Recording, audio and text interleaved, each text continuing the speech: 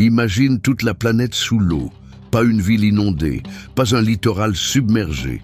La Terre entière, chaque continent, chaque chaîne de montagnes, disparue. La Bible dit que l'eau est montée jusqu'à recouvrir les plus hauts sommets, puis a continué à monter encore plus haut, jusqu'à ce qu'il ne reste plus rien à voir qu'un océan gris s'étendant dans toutes les directions. La Genèse décrit un monde devenu une seule mer sans fin. Puis, quelques versets plus loin, tout a disparu. La terre revient, les montagnes émergent de l'eau.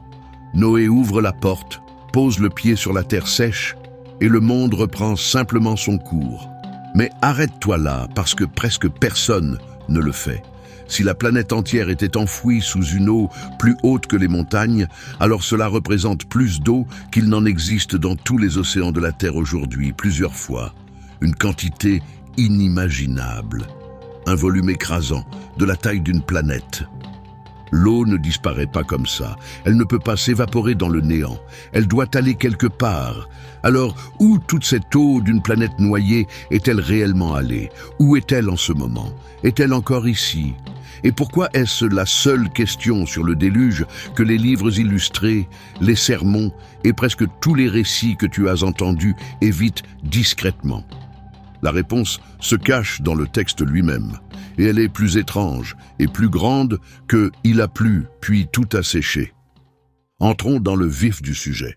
Comment l'équivalent en eau d'une planète peut-il apparaître, tout noyé, puis disparaître à nouveau en l'espace d'un seul chapitre?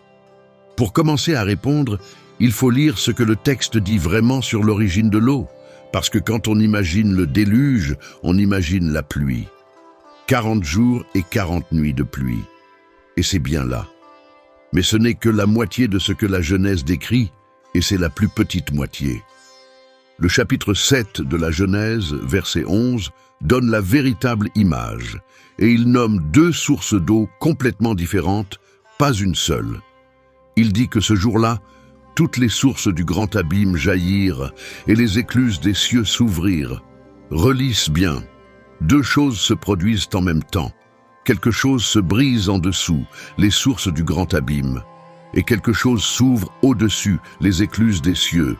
Alors la pluie, les 40 jours, ce sont les écluses des cieux, l'eau d'en haut. Mais le texte place autre chose en premier, avant même de mentionner la pluie. Les sources du grand abîme, l'eau d'en bas. Et l'hébreu ici mérite qu'on s'y arrête, parce que l'expression est les sources du grand abîme, et le mot pour l'abîme est Tehom. C'est le même mot utilisé tout au début, dans la Genèse chapitre 1 verset 2, quand le monde est en train d'être formé et que les ténèbres couvrent la surface de l'abîme. Le Tehom, l'eau primordiale sous toute chose. Et cela compte énormément pour notre question, parce que cela signifie que le déluge n'était pas juste une question de météo. Ce n'était pas une très grosse tempête. Le texte décrit les fondations même du monde qui s'ouvrent et de l'eau qui remonte de l'intérieur de la terre. Certains chercheurs lisent tout le déluge comme une sorte de décréation. Dans la Genèse 1, Dieu sépare les eaux et les retient pour faire apparaître la terre sèche. Dans le déluge, ces mêmes eaux reviennent d'en haut et d'en bas, et la terre sèche est de nouveau engloutie. Le monde revient brièvement à ce qu'il était avant le premier jour, une planète sans terre, seulement de l'eau sur la surface de l'abîme. Et le langage protège le caractère unique de cet événement. L'hébreu a des mots ordinaires pour un flot, pour une rivière qui déborde, pour un torrent. Mais cet événement reçoit son propre mot spécial, Maboul. C'est un mot que la Bible hébraïque réserve presque entièrement à cette seule catastrophe, les eaux de Noé, et il n'apparaît qu'à un seul autre endroit, une seule ligne dans les psaumes, où Dieu est trôné au-dessus du Maboul, au-dessus du déluge, en tant que roi. Les écrivains ne cherchèrent donc pas le mot qu'on utiliserait pour une mauvaise tempête ou une rivière gonflée. Ils ont choisi un mot qui signifie ceci: la seule fois où l'abîme est revenu recouvrir toute chose. Cela seul devrait te dire que le texte ne décrit pas un temps normal, il décrit une décréation. Regarde maintenant jusqu'où l'eau monte, parce que c'est ici que l'ampleur du problème te frappe. La Genèse 7 dit que les eaux prévalurent et s'élevèrent puissamment sur la terre. et toutes les hautes montagnes qui sont sous les cieux entiers furent recouvertes. Puis elle donne un chiffre. Les eaux montèrent de 15 coudées au-dessus des montagnes. 15 coudées, c'est environ 7 mètres. Alors le texte ne dit pas simplement que l'eau a atteint le sommet des montagnes. Il dit qu'elle est passée au-dessus, avec plus de 7 mètres de rab, si bien que même les plus hauts sommets étaient complètement submergés avec de la place au-dessus. Et c'est vraiment d'imaginer le volume d'eau que cela demande. Si tu voulais recouvrir chaque montagne de la Terre telle qu'elle est aujourd'hui, ensevelir un sommet comme l'Everest sous 7 mètres d'eau, il faudrait ajouter environ 4,5 milliards de kilomètres cubes d'eau supplémentaire à la planète. C'est à peu près 3 fois toute l'eau de tous les océans qui existent actuellement. 3 océans planètes entiers en plus, qui apparaissent puis qui repartent. C'est le genre de chiffre qui cesse d'avoir du sens plus tu le regardes longtemps. Et cela impose la question autour de laquelle toute cette vidéo est construite. Cette eau devait venir de quelque part, puis elle devait aller quelque part. Elle ne peut pas être créée à partir de rien et elle ne peut pas être effacée. Alors le mystère se divise en fait en deux, parce que rappelle-toi, le texte nous a donné 2 sources. L'eau d'en bas, les sources du grand abîme, et l'eau d'en haut, les écluses des cieux. Donc quand le déluge prend fin, il y a 2 disparitions à expliquer, pas une seule. Où est retournée l'eau d'en bas et où est allée l'eau d'en haut? Retiens bien cela, parce que ces 2 réponses s'avèrent complètement différentes et une seule d'entre elles est simple. Et voici la partie qui fait de ceci un vrai mystère plutôt qu'une leçon d'école du dimanche.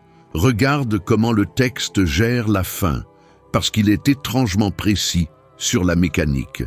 Le chapitre 8 de la Genèse s'ouvre par une phrase étrange et belle. Il dit que Dieu se souvint de Noé et de tout être vivant dans l'arche, et Dieu fit passer un vent sur la terre, et les eaux baissèrent. Puis il dit que les sources de l'abîme et les écluses des cieux furent fermées. La pluie fut retenue, et les eaux se retirèrent de dessus la terre, allant et revenant. Les eaux se retirèrent, pas disparurent, se retirèrent. L'expression hébraïque derrière allant et revenant est aloch vachov, qui porte littéralement le sens d'aller et venir, d'aller et revenir, comme la marée qui se retire par étapes. Le texte ne décrit pas l'eau qui disparaît, il décrit l'eau qui s'écoule, qui va quelque part, qui recule par étapes vers là où elle appartient. Alors la Genèse elle-même te dit tranquillement que la réponse à notre question n'est pas que l'eau a cessé d'exister. C'est que l'eau est retournée. La seule chose qu'il reste à comprendre, c'est retourner où. Et le texte fait quelque chose que tu ne remarques presque jamais. Il ne dit pas simplement que l'eau est partie. Il te donne un calendrier de son départ, étalé sur des mois, comme un reçu. Le chapitre 8 de la Genèse expose les étapes une par une. Les eaux prévalurent sur la terre pendant 150 jours. Puis elles commencèrent à baisser. Et au 7e mois, l'arche s'arrêta sur les montagnes d'Arara. Mais les sommets des autres montagnes n'étaient même pas encore visibles. Il fallut attendre le 10e mois, des mois plus tard, avant que les sommets des montagnes puissent être aperçus. Puis Noé attendit encore 40 jours et envoya un corbeau puis une colombe, et la colombe revint sans rien parce qu'il n'y avait encore nulle part où se poser au sec. Ce n'est que des semaines après que l'eau se retira enfin assez pour que le sol nu apparaisse. Lis cela lentement et tu réalises que le déluge ne s'est pas terminé comme quelqu'un qui retire un bouchon. Il s'est retiré sur près d'1 année, par étapes mesurées, exactement comme l'eau se comporte quand elle cherche son niveau et s'écoule vers un endroit plus bas. Le texte n'est pas vague sur le départ de l'eau, il le chronomètre pratiquement avec un chronomètre. Alors la seule vraie question, encore une fois, c'est vers où toute cette eau s'écoulait.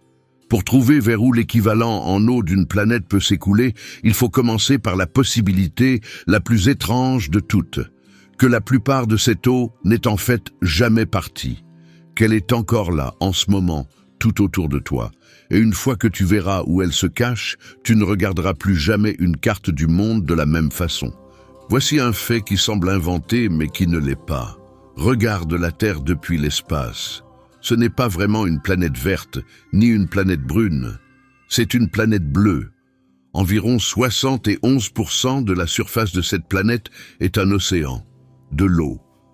En ce moment, aujourd'hui, sans aucun déluge en cours, la majeure partie du monde est déjà sous la mer.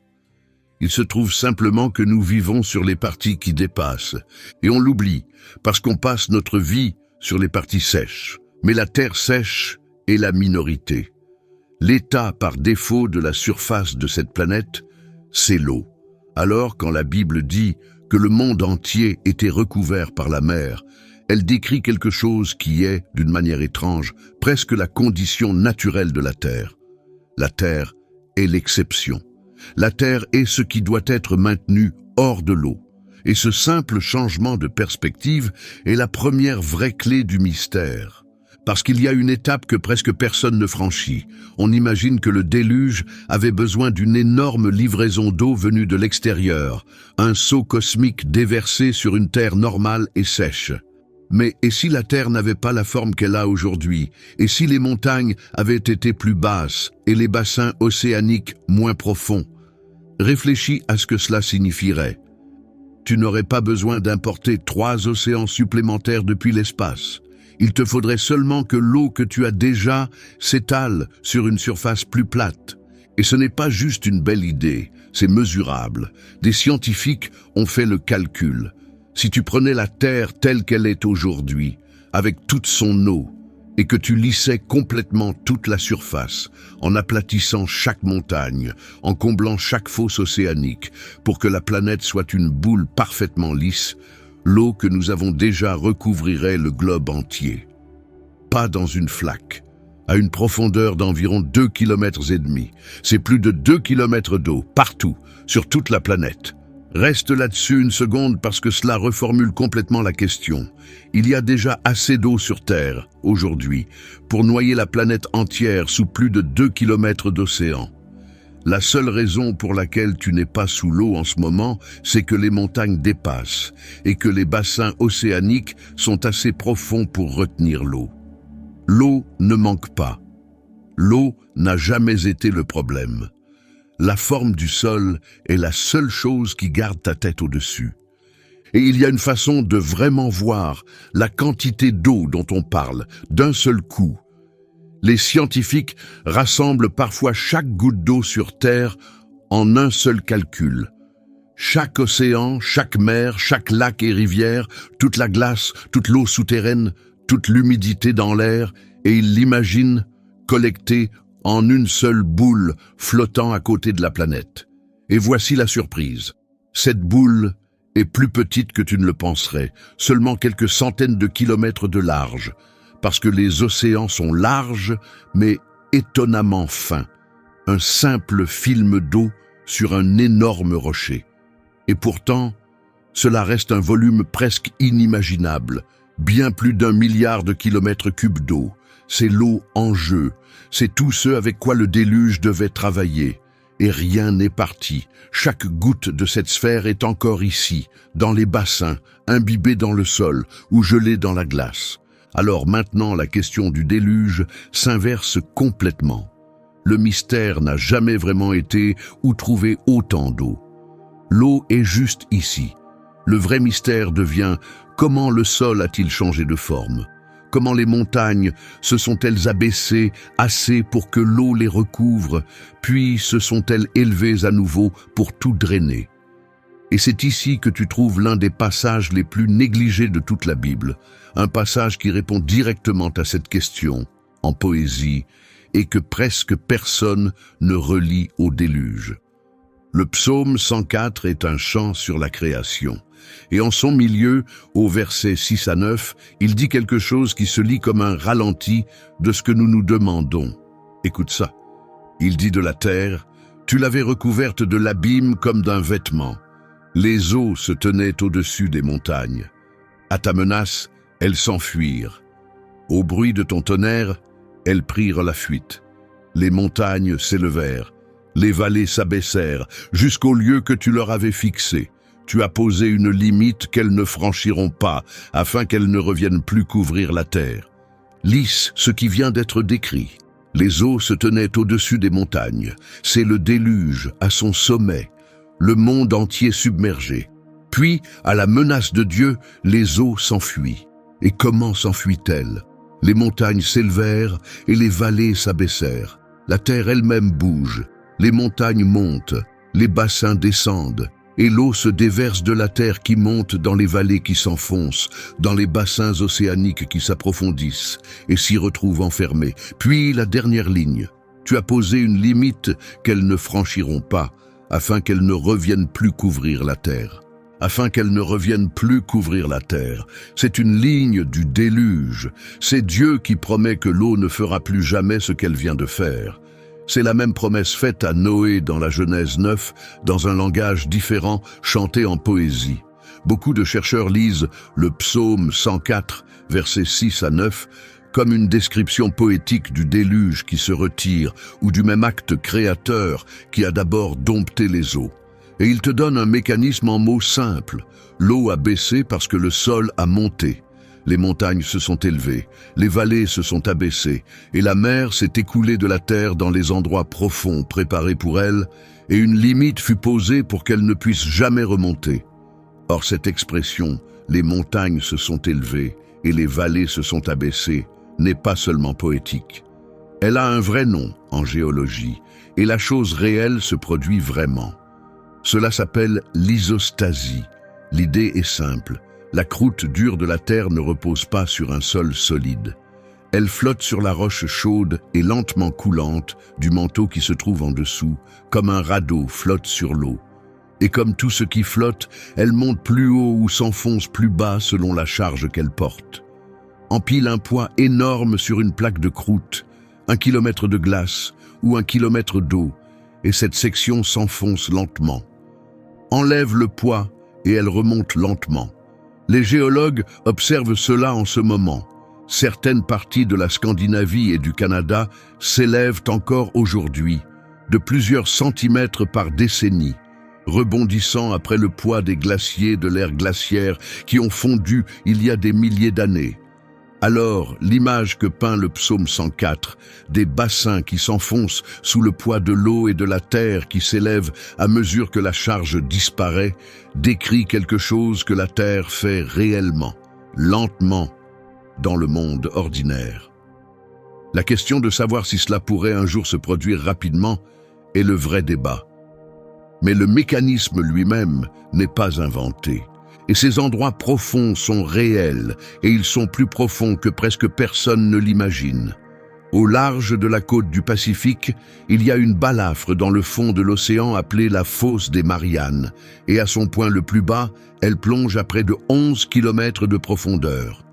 Prends le mont Everest, le point le plus haut à la surface de la Terre, retourne-le, et laisse-le tomber dans cette fosse, et son sommet serait encore à plus d'1,5 kilomètre sous l'eau. Voilà l'espace que les bassins océaniques ont pour engloutir l'eau.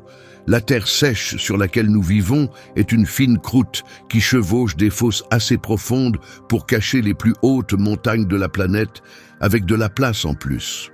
Quand le psaume 104 dit que les vallées s'abaissèrent jusqu'au lieu qui leur avait été fixé, c'est le genre d'endroit qu'il décrit. Un endroit où un océan peut aller et ne plus jamais être vu. Alors voilà la première réponse, et c'est la plus importante. La plupart de l'eau du déluge n'a pas eu besoin d'aller quelque part d'exotique. Elle est allée dans les bassins océaniques, et elle y est encore. C'est l'océan que tu peux visiter aujourd'hui. Le déluge, dans cette lecture, ne s'est jamais complètement écoulé. Tu regardes l'eau qui reste chaque fois que tu te tiens sur une plage. Mais cela ne fonctionne que si le sol peut vraiment monter et descendre comme ça. Et qu'est-ce qui pourrait avoir assez de force pour déplacer les montagnes elles-mêmes? Pour cela, il faut retourner à cette première source d'eau, celle d'en bas. Les sources du grand abîme. Les sources du grand abîme. C'est la première chose que la Genèse mentionne quand le déluge commence, avant la pluie, et c'est peut-être les 4 mots les plus importants de tout ce mystère. Parce que si le déluge s'est terminé avec des montagnes qui s'élèvent et des bassins qui s'enfoncent, quelque chose devait le provoquer. quelque chose d'assez violent pour remodeler la croûte de la planète. Et le texte pointe vers le bas, vers l'intérieur de la Terre, vers de l'eau qui est venue de l'intérieur. Alors qu'est-ce que le grand abîme? Pendant la plus grande partie de l'histoire, les lecteurs l'ont imaginé vaguement. Une mer souterraine, des chambres d'eau scellées sous le sol qui ont jailli quand le déluge a commencé. Et le texte semble décrire exactement cela, une eau souterraine, perçant la croûte avec assez de force pour aider à submerger une planète. Pendant des siècles, cela semblait un pur mythe. Il ne pouvait pas y avoir autant d'eau enfermée à l'intérieur de la Terre, n'est-ce pas? Maintenant, avant d'arriver à ce que la science moderne a vraiment trouvé là en bas, je dois être juste et exposer la théorie que certains construisent directement sur ce verset parce que tu tomberas dessus dès que tu commenceras à chercher ce sujet. Il y a un modèle développé par un petit nombre de scientifiques qui prennent le déluge comme une histoire mondiale littérale, appelée tectonique des plaques catastrophiques. Son partisan le plus connu est un géophysicien nommé John Baumgartner, qui a vraiment fait de la modélisation informatique sérieuse du manteau terrestre. Dans ce modèle, le déluge a été provoqué par un processus incontrôlable. Des plaques du fond océanique se sont soudainement enfoncées dans le manteau, de l'eau surchauffée a jailli du fond de la mer, comme les sources du grand abîme, les continents se sont déplacés rapidement, et à la fin, les bassins océaniques se sont enfoncés, les montagnes se sont plissées vers le haut, et l'eau s'est écoulée exactement comme le décrit le psaume 104. Maintenant, je veux être franc avec toi, comme cette chaîne essaie toujours de l'être. La tectonique des plaques catastrophiques n'est pas une science courante. La grande majorité des géologues la rejettent complètement, parce que la géologie standard fait de la tectonique des plaques un processus lent, sur des centaines de millions d'années, et non en une seule année. Et un processus aussi rapide libérerait des quantités de chaleur stupéfiantes que le modèle peine à expliquer. C'est donc une croyance spécifique tenue par les créationnistes Jeune Terre, et non un fait établi, et je ne vais pas te le vendre comme prouvé. Mais il vaut la peine de savoir qu'il existe, parce que c'est une tentative sérieuse de prendre cette expression, les sources du grand abîme, et de demander ce qu'elle exigerait physiquement. Et il fait reposer tout le drainage du déluge sur de l'eau qui monte de l'intérieur de la planète. Mais voici où cela devient vraiment étrange. Et cette partie n'est pas une théorie marginale. C'est de la science courante, examinée par les pairs à la une des journaux. Parce qu'au cours des dernières décennies, les géologues sont partis chercher de l'eau à l'intérieur de la Terre et ils en ont trouvé une quantité stupéfiante, presque incroyable. En 2014, une équipe de scientifiques a publié une découverte dans la revue Nature qui a fait la une des journaux dans le monde entier. Un minuscule diamant abîmé avait été déterré d'un lit de rivière à Juína au Brésil. Il était laid, sans valeur commerciale, le genre de diamant qu'un bijoutier jette. Mais ce diamant avait été forgé à des centaines de kilomètres sous la terre, et lors de son voyage violent vers la surface, il avait piégé un échantillon microscopique de l'intérieur profond, comme un message dans une bouteille. Et quand ils ont analysé ce qui était scellé à l'intérieur, ils ont trouvé un minéral appelé ringwoodite. Et cette ringwoodite était mouillée. Environ 1,5% de son poids était de l'eau, enfermée dans sa structure cristalline. Maintenant, pense à d'où cela vient. Ce diamant est venu d'une couche profonde à l'intérieur de la Terre, appelée la zone de transition, à environ 410 à 660 km de profondeur, bien en dessous de la croûte, bien en dessous de tout endroit où nous pouvons forer. Et si le petit échantillon dans ce diamant est typique de toute cette couche, alors la quantité d'eau liée dans la roche là-bas dépasse l'imagination. Certains scientifiques estiment que la zone de transition pourrait contenir autant d'eau que tous les océans de la surface réunis. Peut-être plusieurs océans. Une quantité d'eau enfermée à l'intérieur de la planète qui pourrait rivaliser avec ou dépasser tout ce qui est à la surface. Je veux être prudent et honnête ici, parce que c'est exactement là où les gens exagèrent en ligne. Cette eau profonde n'est pas une mer souterraine cachée dans laquelle tu pourrais nager. Ce n'est pas une caverne pleine de liquide. C'est de l'eau chimiquement liée à l'intérieur de la roche solide, coincée dans la structure des minéraux sous une pression écrasante. Alors je ne suis pas ici à te dire que les scientifiques ont trouvé les sources de l'abîme de Noé. Ce serait exagéré, et cette chaîne ne fait pas cela. Mais regarde honnêtement la forme de tout cela. Un ancien texte hébreu, vieux de milliers d'années, a dit que le déluge est venu des sources du grand abîme, d'eau à l'intérieur de la terre. Et la géologie moderne, en utilisant les diamants comme messagers du monde souterrain, a découvert qu'il existe vraiment un colossal réservoir d'eau caché au plus profond de notre planète, plus que quiconque n'aurait jamais pensé possible. Quoi que tu en penses, c'est une chose troublante avec laquelle rester. Et cette eau du manteau profond n'est même pas le seul réservoir caché, là, en bas. Il y en a un second, beaucoup plus proche de la surface, et tu as presque certainement bu de son eau. Sous le sol sur lequel tu marches, imbibé dans les pores de la roche et du sable, se trouve une vaste réserve d'eau cachée que nous appelons les eaux souterraines. Elles remplissent les puits. Elles alimentent les sources. Et il y en a une quantité stupéfiante. Additionne toutes les eaux souterraines des seuls premiers kilomètres de la croûte terrestre et cela représente des millions de kilomètres cubes. Bien plus que toutes les rivières et lacs de la surface réunie. Une partie de cette eau est là-bas, dans le noir, depuis des milliers d'années. Alors, quand le déluge s'est retiré, chaque goutte d'en bas n'avait pas besoin de remonter en trombe et de courir vers la mer. Une quantité colossale a simplement pu s'infiltrer à nouveau dans le sol d'où elle était sortie, dans les nappes aquifères et les pores de la roche, et s'y déposer tranquillement. Quand la Genèse dit que les sources de l'abîme furent fermées, c'est en partie là que cette eau est allée, sous toi en ce moment alors que tu regardes ceci. Alors, voilà l'eau d'en bas. Elle est peut-être remontée de l'intérieur de la terre, et quand le déluge a pris fin, une énorme quantité d'eau s'est réinfiltrée dans les profondeurs et dans les bassins océaniques qui se sont enfoncés pour la recevoir. Une source, on peut le dire, expliquée. Mais nous avons encore l'autre, les écluses des cieux, la pluie, et cette eau joue selon des règles complètement différentes, parce que l'eau qui tombe du ciel ne peut pas simplement remonter s'y écouler. Pendant que tout le monde discute des sources d'en bas, le texte pointait ailleurs en même temps. Vers le haut, les écluses des cieux s'ouvrirent. C'est l'eau que la plupart des gens imaginent réellement quand ils pensent au déluge.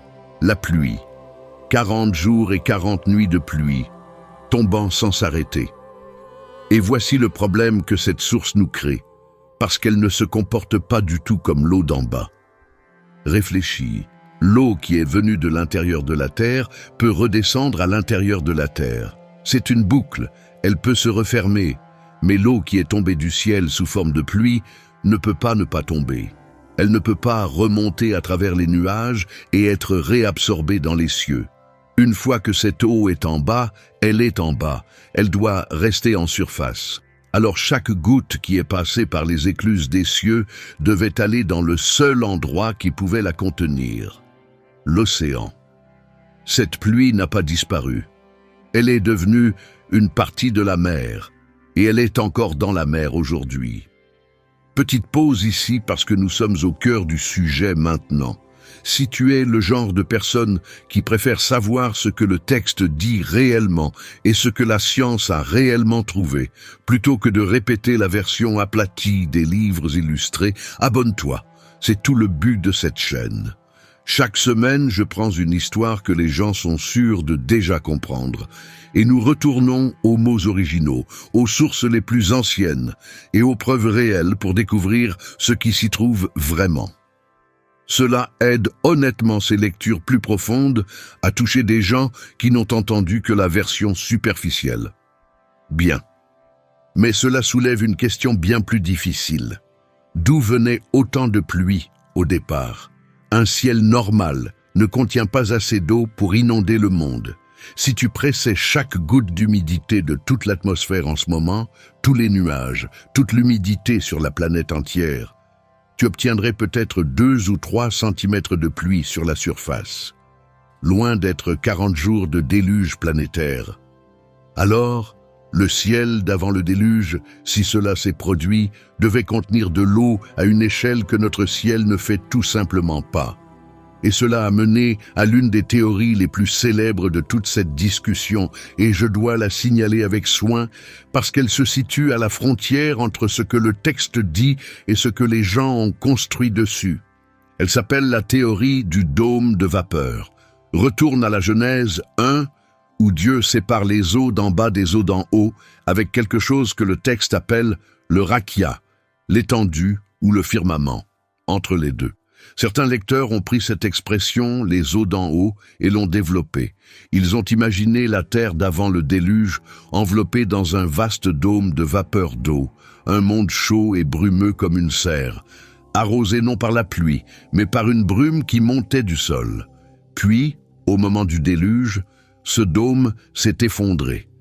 Les eaux d'en haut se sont écroulées comme les écluses des cieux, et ont noyé le monde. C'est une image frappante et elle explique bien d'où venait toute cette pluie. Mais je dois être honnête avec toi, parce que l'honnêteté est toute la marque ici. La théorie du dôme de vapeur a de sérieux problèmes, et elle a été largement abandonnée, même par beaucoup des scientifiques créationnistes qui la défendaient. Le plus gros problème est la chaleur. Un dôme contenant autant d'eau piégerait tellement de chaleur que la terre d'avant le déluge aurait été un four bouillant, bien trop chaud pour que quoi que ce soit puisse y vivre. Alors, la plupart des chercheurs de tous côtés ont tranquillement mis de côté l'idée du dôme. Je l'expose parce que tu l'entendras constamment, mais je ne vais pas te dire qu'elle est prouvée parce qu'elle ne l'est pas. C'est une spéculation construite sur 2 mots, les eaux d'en haut, et beaucoup de gens qui aiment ce texte la rejettent. Mais voici le morceau de la fin que je trouve vraiment émouvant. Et il est là dans le texte et presque tout le monde le saute. Rappelle-toi comment le déluge se termine. Genèse 8, verset 1. Dieu fit passer un vent sur la terre et les eaux baissèrent. Un vent. Et le mot hébreu pour vent ici est ruach. Retiens bien ce mot parce que tu l'as déjà rencontré tout au début. Dans la Genèse 1, verset 2, avant que la création ne prenne forme, la ruach de Dieu, l'Esprit de Dieu, plane sur la surface des eaux. Le même mot, vent, souffle, esprit. Alors à la création, l'Esprit plane sur les eaux et fait apparaître la terre sèche. Et au déluge, un vent passe sur les eaux et ramène la terre sèche. Le texte rime avec lui-même à travers des milliers d'années. Et il y a un autre écho. Bien plus tard, quand Dieu ouvre la mer Rouge pour sauver Israël, l'Exode dit qu'il repoussa la mer par un vent d'Orient impétueux toute la nuit et transforma la mer en terre sèche. Un vent, l'eau repoussée et la terre sèche qui apparaît. Les mêmes empreintes, la même ruach, chaque fois que Dieu tire un sol solide de l'eau. Quel que soit le mécanisme physique, l'évaporation, le vent qui pousse l'eau dans les bassins qui s'enfoncent, le texte te dit sans cesse la même chose. La terre sèche sur laquelle tu te tiens a été soulevée hors de l'eau à dessein, par le même souffle qui l'a formée la première fois.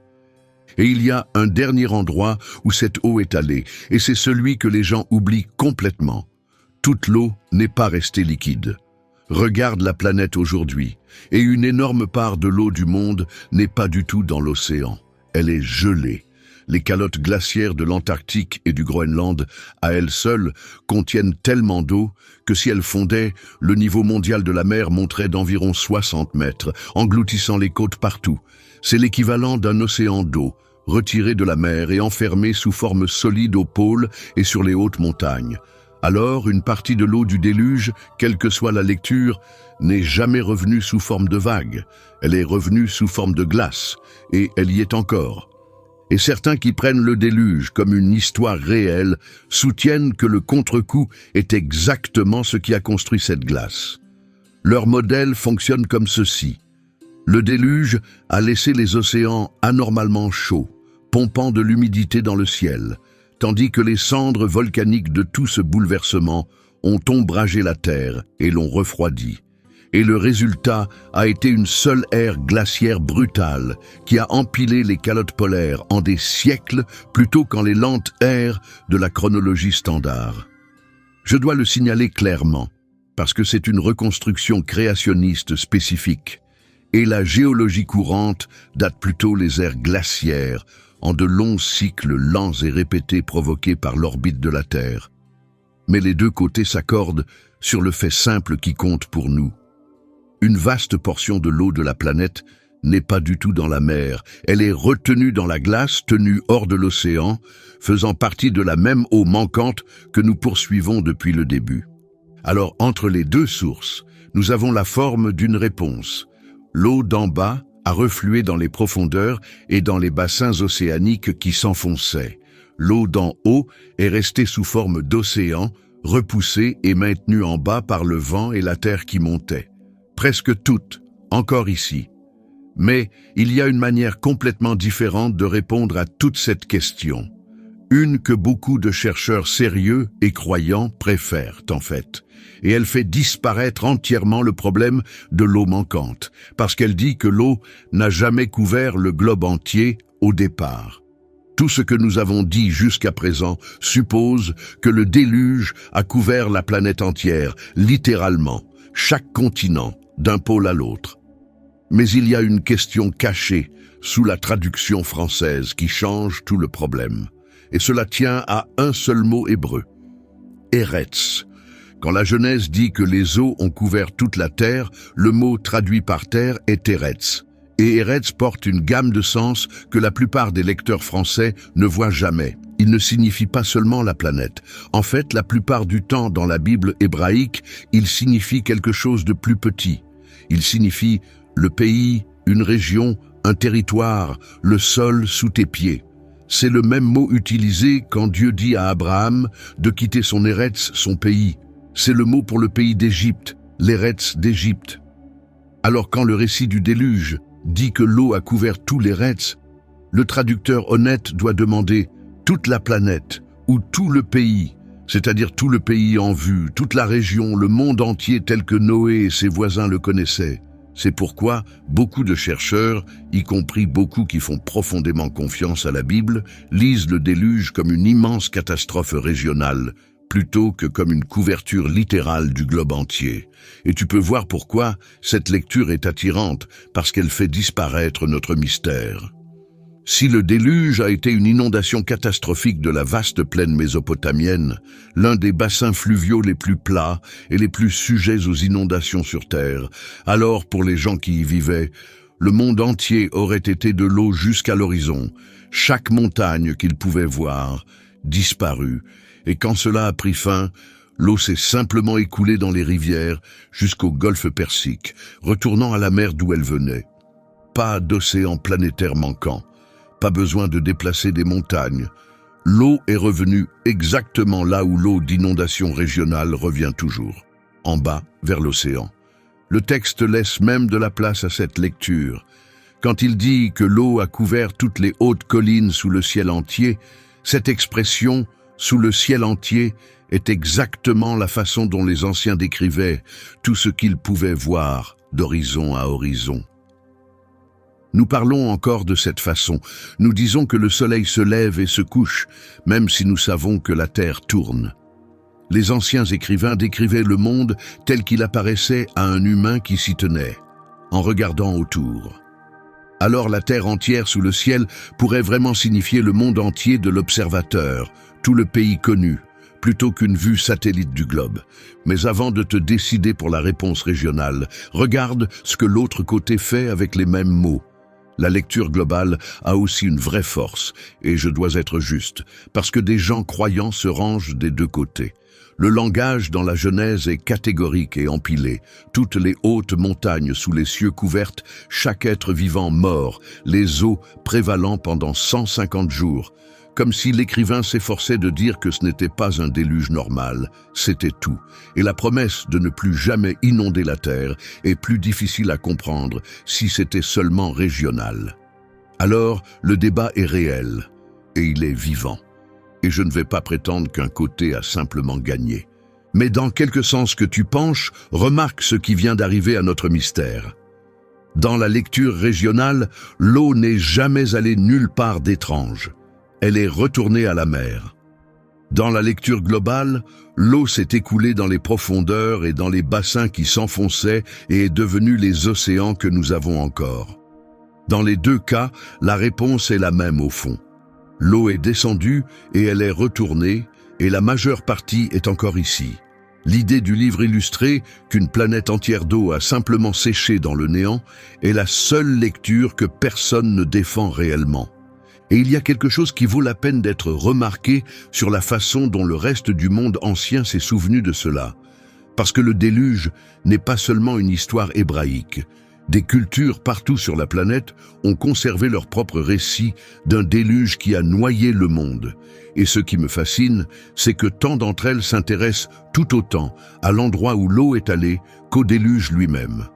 Dans l'ancienne version mésopotamienne, celle gravée sur des tablettes d'argile des siècles avant que la Genèse ne soit écrite, les eaux montent puis se retirent, le bateau se pose sur le sommet d'une montagne, et le survivant envoie des oiseaux pour vérifier si le sol s'est asséché.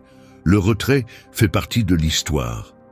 Mais va tout à fait de l'autre côté du monde, dans la Chine ancienne, et tu trouves quelque chose d'encore plus frappant.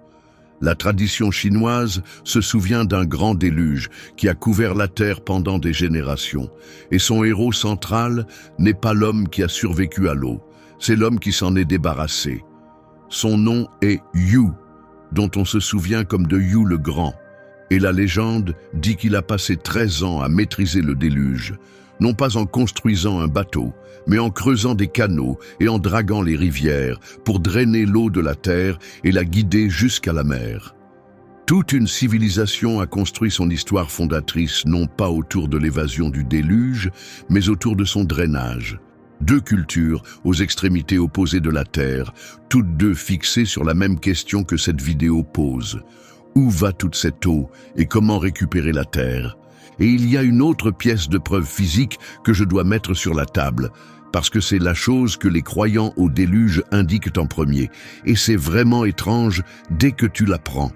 Si tu escalades les plus hautes montagnes de la Terre, y compris l'Himalaya, et même près du sommet de l'Everest lui-même, tu trouveras, incrustées dans la roche grise, les coquilles fossilisées de créatures marines, des ammonites, des palourdes, les restes de vie océanique à des kilomètres au-dessus du niveau de la mer sur le toit du monde. C'est un fait réel et vérifié, pas une rumeur. Il y a des fossiles marins près du sommet de la plus haute montagne sur Terre. Et pour les gens qui lisent le déluge comme global, c'est la preuve accablante. Bien sûr qu'il y a des créatures marines sur les sommets des montagnes, disent-ils.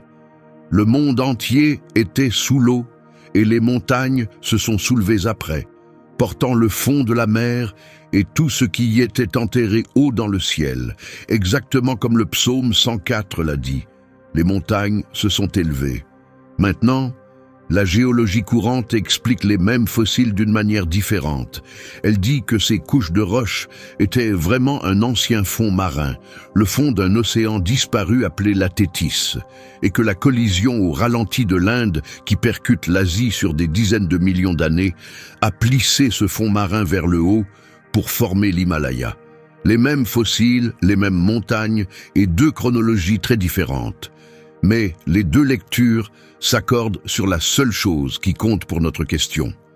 Le sommet du monde était autrefois sous la mer, et le fond de la mer est maintenant la montagne. L'eau et la terre ont échangé leur place.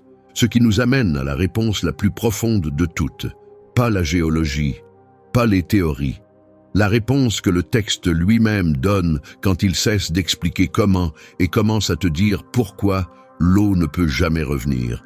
Va à la plage et regarde l'eau un moment, et tu verras quelque chose de si ordinaire que tu ne l'as jamais remis en question. La mer avance, puis elle s'arrête. Elle atteint une ligne et elle ne va pas plus loin. La force la plus immense et la plus agitée à la surface de la planète, un océan qui pourrait engloutir chaque ville sur Terre, s'arrête à une ligne de sable mouillé comme s'il avait heurté un mur.